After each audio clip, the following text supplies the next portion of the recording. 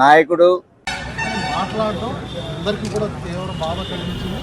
ఆయన ఖమ్మం జిల్లా 51వ డివిజన్లో జరిగిన ఎస్ఐఆర్ కార్యక్రమాన్ని మాజీ మంత్రి పువ్వాడ అజయ్ కుమార్ పరిశీలించారు. ఈ సందర్భంగా రాష్ట్ర మంత్రులు వైఖరిపై విమర్శలు చేస్తూ అసెంబ్లీ సమావేశాలు ఏర్పాటు చేసి చర్చకు రావాలని సవాల్ విసిరారు.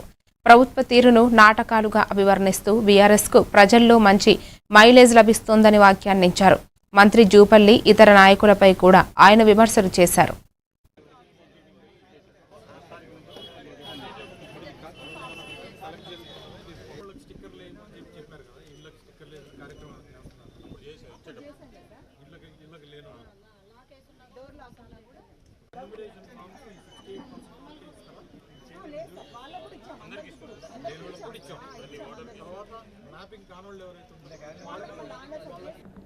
లేనిపోని మరి సవాళ్ల రాజకీయం ఇవాళ రాష్ట్రంలో జరుగుతుంది.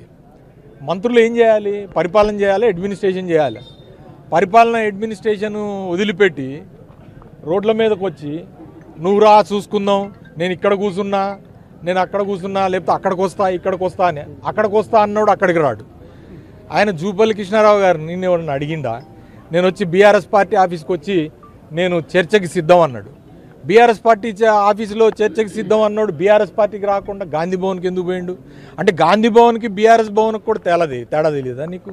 మరి ఇన్నిసార్లు నువ్వు ఇటు అటు ఆ భవన్ ఈ భవన్ మారినోడివి, కన్ఫ్యూజన్ ఉందా? ఏమో అర్థం కావట్లేదు. బీఆర్ఎస్ భవన్ గాంధీ భవన్కి తేడా తెలియదు. బీఆర్ఎస్ భవన్కి వస్తా అన్నాడు, గాంధీ భవన్కి ఎందుకు పోయినావు? గాంధీ భవన్ పోయినవే అనుకో.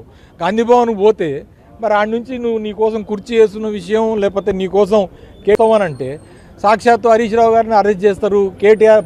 ఆర్ఎస్ ప్రవీణ్ కుమార్ని అరెస్ట్ చేసిర్రు పోనీయకుండా. కేటీఆర్